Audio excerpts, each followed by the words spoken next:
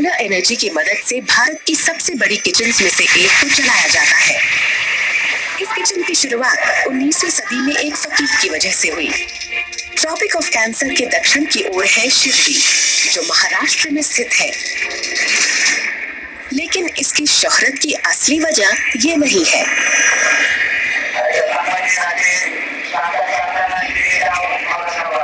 जो मन्नत लेके भक्त यहाँ आता है उसकी मन्नत पूरी होती है और सब मनोकामना पूरी होती है, इसलिए शिरडी में लाखों लोग दर्शन के लिए आते हैं।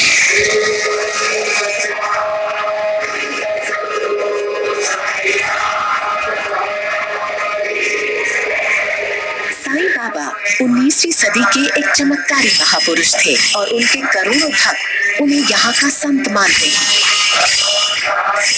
बाबा जब शिरडी क्षेत्र में आए तो फकीर वेश में आए थे। ना उनका माँ और पिताजी का पता है, ना जात पात, ना कोई ही मालूम नहीं किसी को, और बाबा ने बताया भी नहीं है। आज शिरडी में साईं बाबा के मंदिर के द्वार पर उनके भक्त न सिर्फ भारत के कोने कोने से बल्कि दुनिया भर से आते हैं। हम लोग हैदराबाद से आए, मैं मुंबई से आया, चेन्नई से आ रहा हूँ। हम पुणे से आए हैं। दिसंबर के पहले हफ्ते में हम शिरडी में होंगे। हम करीब 300-400 मेंबर्स इकट्ठा होकर यहाँ पर आ जाते हैं। मुझे आते हुए यहाँ लगभग 30 साल हो गए और ये सब साईं बाबा में श्रद्धा ही है जो मुझे यहाँ पर खींच लाती है।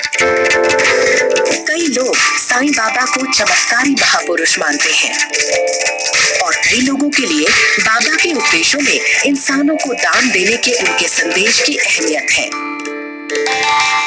दान में सबसे बढ़िया अन्नदान है, इसीलिए स्वयं बाबा अनाज खिलाते थे और उपदेश भी देते, बोलते कि अभी सभी भूखों को रोटी देना। शिरडी क्षेत्र में हादसा आया तो बहुत बीमार पड़ने लगे लोग, तो बाबा ने उसके ऊपर उपाय किया कि जो पत्थर का जो अपना चक्की था उसके ऊपर गेहूं पीस कर जो आटा बनाया गया वो आटा सब बॉर्डर में डाल दिया और शिरडी क्षेत्र से महामारी चली गई। और वही बाबा ने बहुत बड़ा पहला चमत्कार किया। तर्कवाद ने ये बताया कि बाबा जब गेहूं डालते थे और पीसते थे तो यही तरीका है कि भक्तों के जो पाप है, भक्तों के दुख है, वो दूर भगाने के लिए उनके पाप भरण को बाहर फेंक देते थे। भारत में शिरडी साईं बाबा के भक्तों के लिए सबसे बड़े तीर्थ स्थानों में से एक है। साईं बाबा 19वीं सदी के फकीर थे जिनके करोड़ों भक्त हैं। मैं भोपाल मध्य प्रदेश से आया हूँ सपरिवार। हर साल तो एक बार तो निश्चित तौर पे आते हैं और कभी कभी 2 बार भी आ जाते हैं और मन में लालसा रखते हैं। जब हमने लालसा रखी है, बाबा ने हमारी लालसा पूरी की है। साईं बाबा अन्नदान में विश्वास रखते थे, इसीलिए वो हमेशा जरूरतमंदों को और श्रद्धापूर्ण लोगों को खाना खिलाने की सीख देते थे। और ये प्रथा आज भी श्री साईं प्रसादालय में जारी है, जिसके किचन्स में औसतन हर रोज करीब 40,000 श्रद्धालुओं के लिए खाना बनता है। यहाँ जब खाते हैं उसका एक स्वाद जो है वो अलग टाइप का टेस्ट आता है और बड़ा अच्छे से पेट पूरा अच्छा लगता है, काफी अच्छा एहसास लगता है। आप भी जाएंगे खाना खाने, बिल्कुल जाएंगे, उसका परिवार जाएंगे। खाना प्रसाद के रूप में हम ग्रहण करते हैं, इसलिए हमेशा आते हैं कि साईं बाबा का प्रसाद है करके। खाना टेस्टी एंड हेल्दी मिलता है, ज़्यादा ऑयली स्पाइसी ये सब नहीं रहता है इसमें, और बाकी ये लोग सब हाइजीनिक मेंटेन करके बनाते हैं। सुबह से ही डाइनिंग हॉल में लगातार आने वाली भक्तों की भीड़ को खाना परोसा जाता है। मैं पिछले 4 साल से रेगुलरली शिरडी आ रहा हूँ और तभी से मैं प्रसादालय में बना खाना ही खाता आ रहा हूँ। इसकी क्वालिटी बहुत अच्छी है।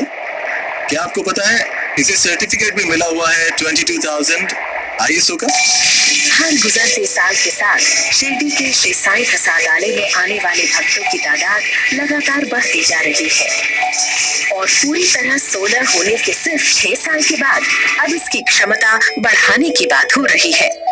ये जो किचन है ये हमें और अपूरा पड़ सकता है, इसलिए और हमें एक आध किचन बनाने की 1-2-3 साल के अंदर जरूरत पड़ेगी। अब श्रद्धालु चाहे खाना प्रसादालय के बाहर खाएं या फिर अंदर, किचन की यही कोशिश रहती है कि वो साईं बाबा के अन्नदान के उपदेश को पूरी तरह निभाए।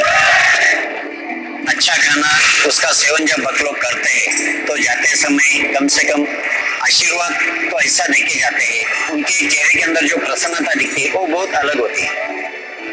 और इसीलिए प्रसादालय के पतीले तब तक खाना पकाते रहेंगे और उसकी डिशेस तब तक घूमती रहेंगी जब तक साईं बाबा के भक्तों के दिलों में उनके प्रति आस्था का दिया जलता रहेगा।